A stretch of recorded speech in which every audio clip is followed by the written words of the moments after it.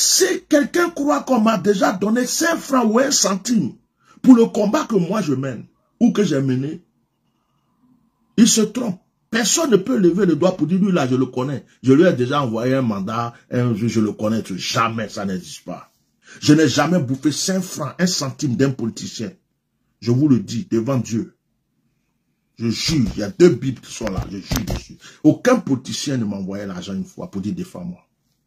Je l'ai fait avec mon cœur, avec mon âme, avec mon esprit. Parce que je n'aime pas l'injustice.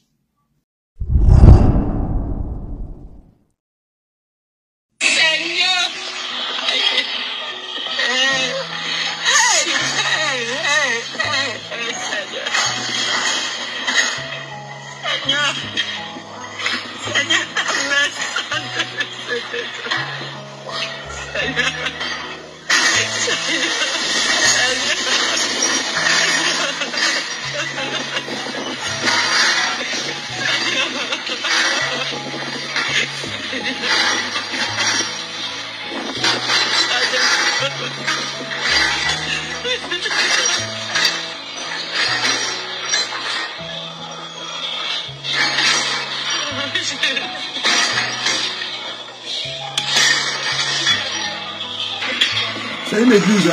On est en train de casser là. Ok. C'est une église. Hein.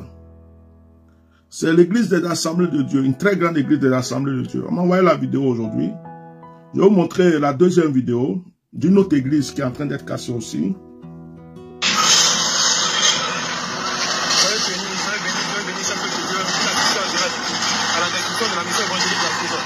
Mission évangélique la Suisse.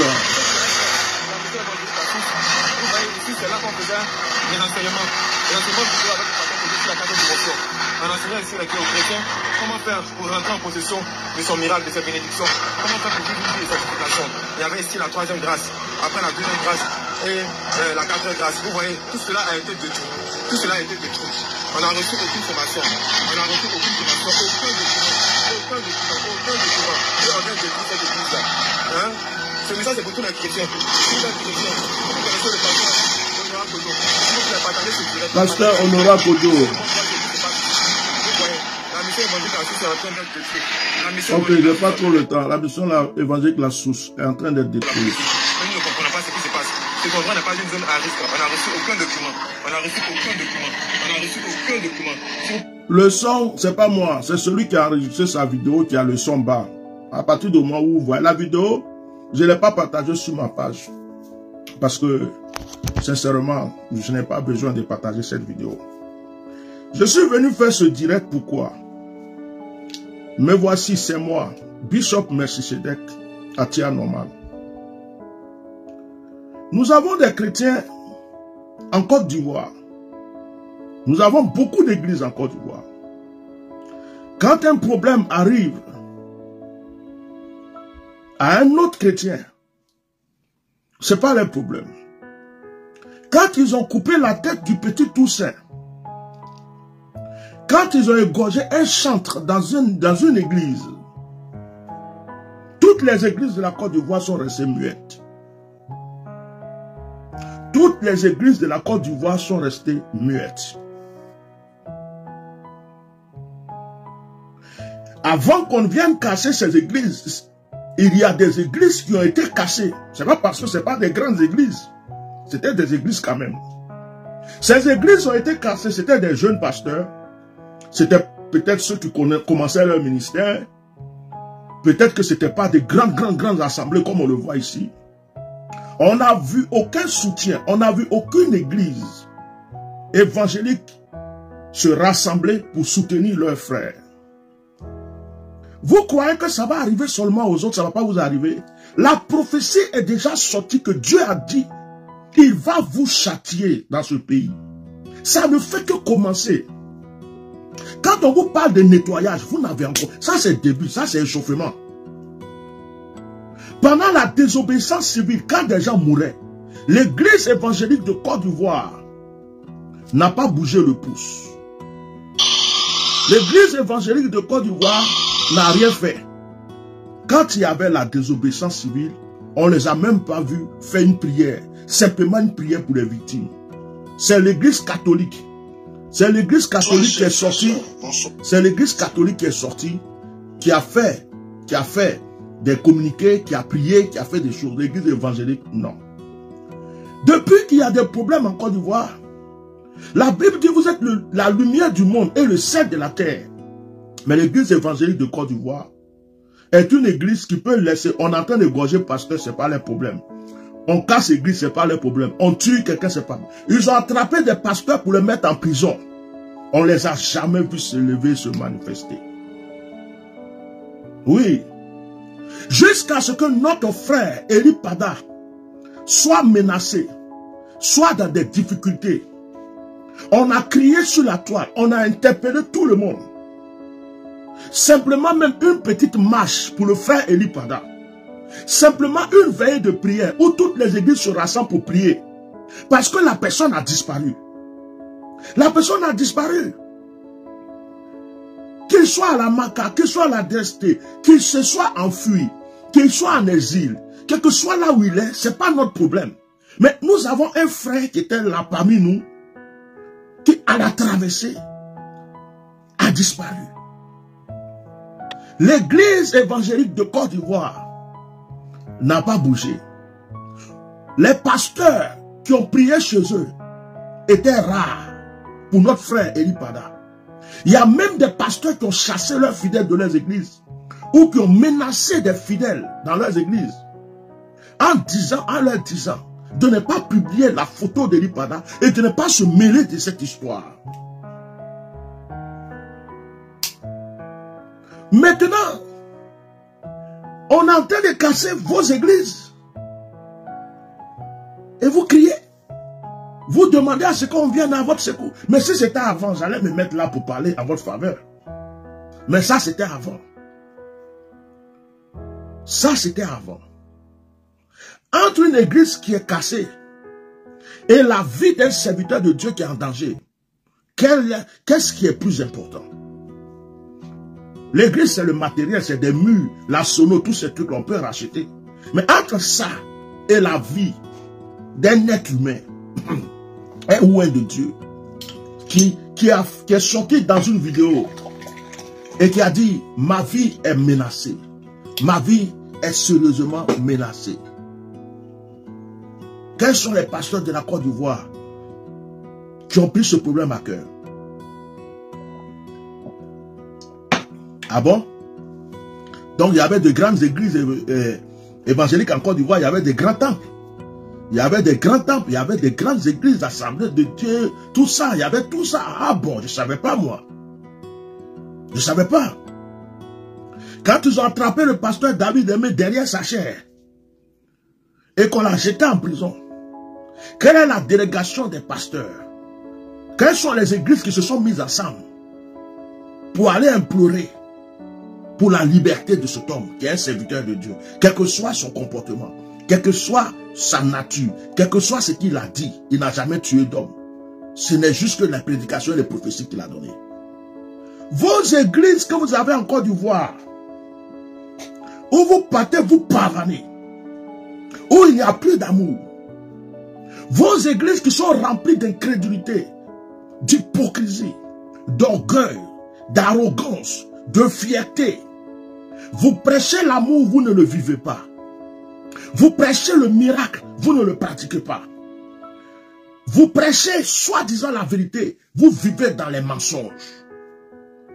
Vos églises qui ont offensé Dieu, vos églises qui ne sont plus en accord avec Dieu. Et aujourd'hui, vous criez, vous pleurez, vous interpellez, qu'on est en train de casser vos églises. Et nous, on va faire quoi? On va faire quoi? Pendant la désobéissance civile, c'est pas vous qui êtes en train de dire, pendant que les gens se levaient, parmi vous, certains disaient, oh, toi là, tu es serviteur de Dieu, ou bien c'est la politique qui fait. Hein? Toi là, tu es serviteur de Dieu, ou c'est la politique. Au lieu de prier pour la nation, il faut laisser le monsieur tranquille. Hein? Alassane, il est là en train d'arranger le pays. Mais c'est le pays là qu'il est en train d'arranger. C'est en arrangeant le pays qu'il casse. Il casse pour arranger. Alassane Ouattara est un bon président.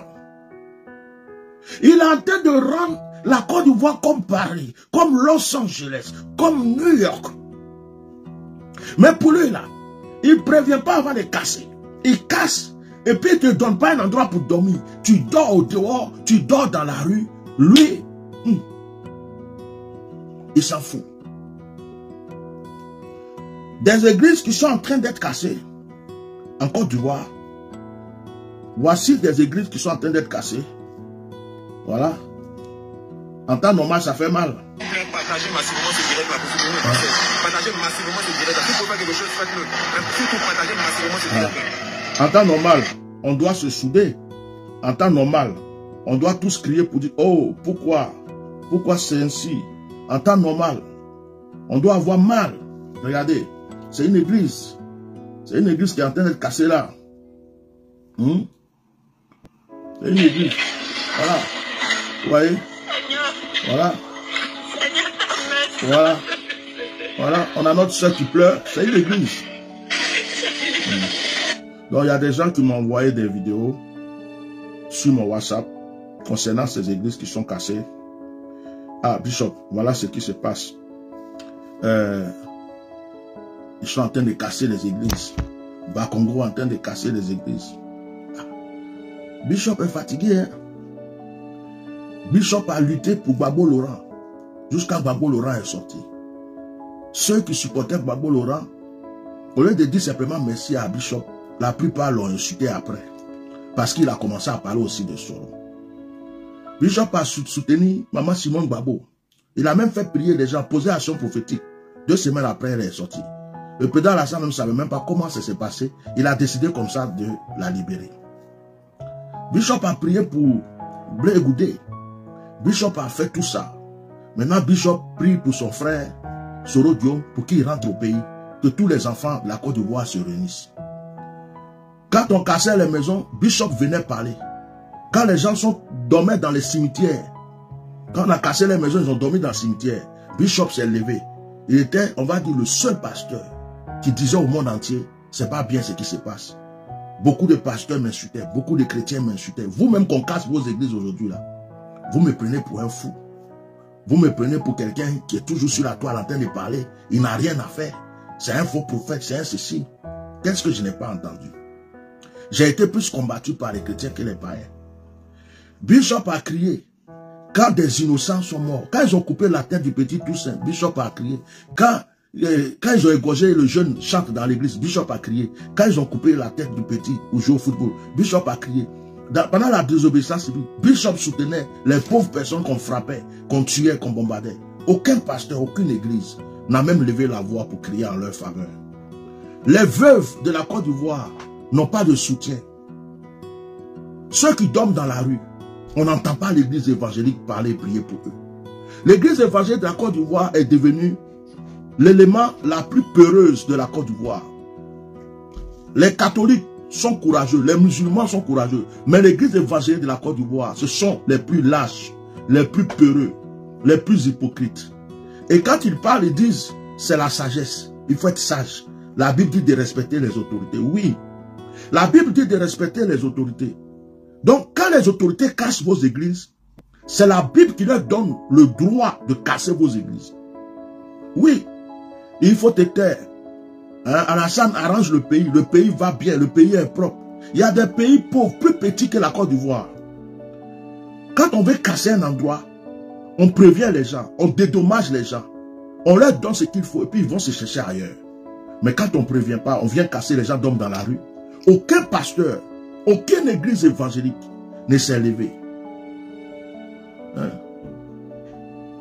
Quand les gens souffrent dans ce pays, on n'a jamais vu un serviteur de Dieu, un pasteur, une église se lever. Vous avez entendu le cri des pauvres. Est-ce que vous avez entendu le cri des orphelins, des veuves? Ceux qui ont dormi dans la rue, qui dorment dans des caniveaux aujourd'hui, sous des ponts, dans des cimetières partout. L'église évangélique, est-ce que vous avez entendu leurs pleurs? Avez-vous entendu les pleurs du pasteur David Aimé? Avez-vous entendu les pleurs du prophète Eli Pada? Je vous ai dit que l'histoire d'Eli Pada est un jugement sur la Côte d'Ivoire. Vous croyez que je rigole? Je ne rigole pas avec ce genre de choses. À travers cette histoire, Dieu va frapper. Dieu va secouer, que ce soit sur le plan politique, comme sur le plan religieux. Vous n'avez encore rien vu. Ça va se secouer. Je vous dis, hein, ça va se secouer. Ce que vous n'avez jamais espéré là, vous allez le voir. Vous croyez que vous êtes en paix. Vous êtes dans vos églises climatisées, vos salons climatisés, vos maisons climatisées. Quand les gens pleurent, vous n'entendez pas. Quand les gens crient, vous n'entendez pas. Quand on dit qu'un de vos collègues souffre, vous n'entendez pas. On dit qu'un de vos collègues est dans le malheur, vous n'entendez pas. Vous êtes toujours en train. Vous croyez que ça ne va jamais vous arriver. Vous connaissez mal Dieu. Est-ce que ceux qu'on casse leur église aujourd'hui savaient qu'on allait casser leur église? J'ai une question à vous poser. Quel est l'Ivoirien qui savait qu'il allait avoir un jour un coup d'État en Côte d'Ivoire avant qu'il y ait le coup d'État? Quel est l'Ivoirien qui savait qu'il allait avoir la guerre en Côte d'Ivoire avant qu'il y ait la guerre en Côte d'Ivoire? Ça vous a surpris, non? Est-ce que vous avez cru que le président Gbagbo, il allait avoir la guerre, il allait être à la CPI? Non, personne n'a cru ça. Personne n'a cru ça. C'est arrivé, non? Est-ce qu'il y a des Ivoiriens qui sont en exil aujourd'hui? Si quelqu'un leur disait qu'un jour tu vas être en exil, ils allaient dire tu mens, tu es un menteur, ça ne va jamais arriver. Parce qu'ils étaient bien positionnés, ils avaient ce qu'ils voulaient, ils étaient à l'aise. C'est ce qui se passe aujourd'hui avec l'église. Vous pensez seulement à vous. Vous pensez à votre ventre. Vous avez eu des terrains. Vous avez construit des grandes cathédrales, des grandes églises. Les gens vont, alléluia, amen. Jésus n'est pas entre les murs. Hein. Jésus n'est pas entre 4 murs, entre 2 murs, entre 3 murs. On casse vos églises, on ne casse pas vos églises, ça nous fait mal. Mais Jésus n'est pas entre les 4 murs. Jésus, la Bible dit, ton corps est le temple du Saint-Esprit. Que l'amour revienne dans nos cœurs. Que l'amour revienne dans nos cœurs. Que à partir de ces choses qui arrivent, vous prenez conscience pour dire, attends, c'est à moi de penser aussi à mon frère. On dit, ce que tu sèmes là, c'est ce que tu récoltes. Ce que tu ne veux pas qu'on fasse aux autres, toi aussi ne le fais pas. Aujourd'hui, vous voulez qu'on pleure pour vous. Vous voulez qu'on se lève pour dire qu'ils ont cassé vos églises, qu'on vous soutienne, qu'on fasse même des vidéos, qu'on crie, qu'on fasse des cotisations, des cagnottes, qu'on fasse tout ce qu'il faut pour vous. Mais on va le faire pourquoi? Pour les autres, vous étiez où? Vous avez fini de nous insulter. Vous avez fini d'insulter ceux qui se battent pour les autres. Vous avez fini de nous prendre pour des fous. Vous avez fini de croire que c'est buzz qu'on cherchait sur les réseaux sociaux, pendant qu'on défendait la cause des autres. En ce qui me concerne, moi j'ai fait ma part. Ça ne sert à rien de m'envoyer ce genre de vidéos. J'ai déjà sacrifié une bonne partie de ma vie. Non. J'ai sacrifié ma vie pour des politiciens. Et puis, je n'ai vu aucun d'entre eux de mes yeux. C'est-à-dire que ceux que j'ai défendus, je n'ai jamais croisé un d'entre eux. Je n'ai jamais serré la main d'un d'entre eux. Je ne les connais pas. C'est comme s'ils étaient bêtes en fait. Je suis venu me battre pour des gens que je ne connais ni d'Adam ni d'Ève.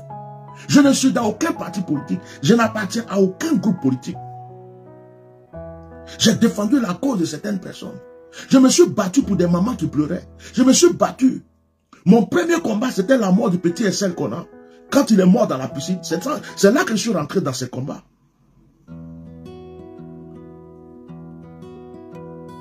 Que je suis rentré dans ce combat. Je commençais à lutter pour lui. Après, ils ont cassé la maison des pauvres. Après, j'ai commencé à lutter pour l'histoire des microbes. Jusqu'à ce que je me batte pour le président Gbagbo. Jusqu'à ce que je me batte pour Maman Simone Gbagbo, pour Blé Goudé, pour Sorodio, pour tout le monde. Si quelqu'un croit qu'on m'a déjà donné 5 francs ou 1 centime pour le combat que moi je mène, ou que j'ai mené, il se trompe. Personne ne peut lever le doigt pour dire, lui là, je le connais. Je lui ai déjà envoyé un mandat, un jour, je le connais. Jamais, ça n'existe pas. Jamais. Je n'ai jamais bouffé 5 francs, 1 centime d'un politicien. Je vous le dis, devant Dieu. Voici ma Bible qui est là. Je jure, il y a 2 Bibles qui sont là. Je jure dessus. Aucun politicien ne m'a envoyé l'argent une fois pour dire défends-moi. Je l'ai fait avec mon cœur, avec mon âme, avec mon esprit. Parce que je n'aime pas l'injustice. Est-ce que vous croyez qu'on allait casser un jour votre église? Quand on cassait chez les gens à Gesco, est-ce que vous savez que ça allait vous arriver? La plupart d'entre vous, vous croyez que vous êtes bien installés, bien assis. Même si un homme ne casse pas, Dieu peut intervenir. Changez vos cœurs. C'est tout ce que je vous demande ce soir. Que l'église évangélique de Côte d'Ivoire prenne conscience. Pour savoir que vous n'êtes pas en sécurité.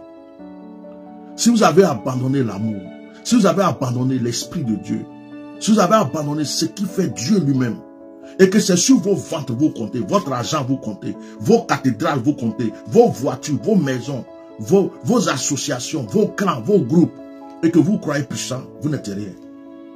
Parce que même quand ce pouvoir ne sera pas là, Dieu continuera à vous demander les comptes. Je suis désolé parce que dans une église qui est cassée, il y a des vrais serviteurs de Dieu, il y a des vrais enfants de Dieu, il y a des gens qui vont chercher Dieu. Je suis vraiment désolé pour vous, que Dieu vous soutienne. Mais on ne peut rien faire d'autre. Si on était soudés dès le départ, si on était unis dès le départ, quand on cassait les églises des petits pasteurs, si nous étions soudés, quand on a égorgé le jeune chantre, si nous étions soudés, quand un malheur est arrivé à un autre, si nous étions soudés, quand le pasteur Aimé David a eu des problèmes, si nous étions soudés, quand Eli Pada a disparu, si nous étions soudés, quand un problème arrive, si nous étions soudés, aujourd'hui nous serons une force, nous serons un pouvoir. Quand le malheur arrive à l'autre, il y a l'autre qui rigole. Quand les problèmes arrivent à l'autre, il y a l'autre qui rigole. Oh, lui là, vraiment, c'est bien fait pour lui.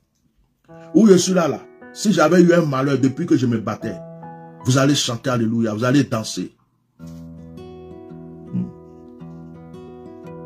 Vous allez danser. Vous allez chanter, vous allez dire, c'est bien fait pour lui. Il parle trop, il ne peut pas fermer sa bouche. C'est Dieu seul qui me préserve. Vous voyez ce qui se passe maintenant. Vos yeux vont s'ouvrir. En 2020, là, vous nous avez insultés. Toutes les prophéties que j'ai données en 2020, vous n'avez rien vu. Allez-y voir mes prophéties en 2020. Allez-y revoir. Pendant la désobéissance, pendant la crise, tout ce que je disais, allez-y voir. C'est ce qui a été ça. Je vous ai dit, vous n'avez rien vu. J'ai parlé aux chrétiens et j'ai parlé aux chrétiens. Le monsieur là va vous montrer ce que vous n'avez rien vu. Mais vous n'avez rien vu. Ce n'est que le début. Il y a d'autres gens qui croient qu'ils ont déjà les cathédrales, tout est déjà parfait, tout est beau. Je dis, vous n'avez rien vu. Depuis quand la lumière est camarade des ténèbres? À cause des enveloppes, de certains soutiens diaboliques qu'on vous donne, depuis quand la lumière peut habiter avec les ténèbres? Depuis quand les mangeurs de chair humaine et les buveurs de sang peuvent s'associer aux vrais enfants de Dieu? C'est pas possible. Que Dieu vous soutienne. Ceux qu'on a cassé leur église qui pleurent, que Dieu vous soutienne. Ceux qu'on va casser encore leur église qui vont pleurer, que Dieu vous soutienne. Ceux qui n'ont plus d'église là, que Dieu vous soutienne.